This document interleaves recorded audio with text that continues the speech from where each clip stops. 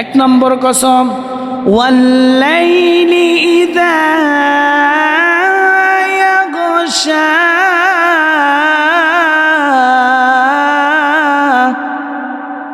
রাতের কসম যখন পৃথিবী অন্ধকার হয়ে যায়। দুই নম্বর দিনের কসম, ওয়ান্নাহারি ইযা তাজাল্লা,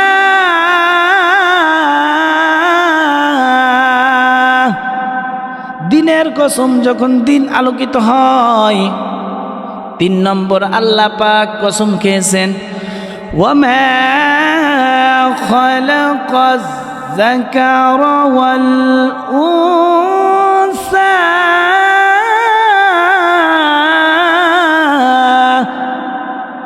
আল্লাহ পাক পুরুষ এবং নারীর কসম খেয়ে বলেন, ও দুনিয়ার মানুষ শুনে রাখো, দিন এবং রাত্র যেমন পরিবর্তন পার্থক্য রয়েছে, পুরুষ এবং নারীর মধ্যে যেমন পার্থক্য রয়েছে, তেমনি তোমাদের কর্মের মধ্যেও পার্থক্য রয়েছে।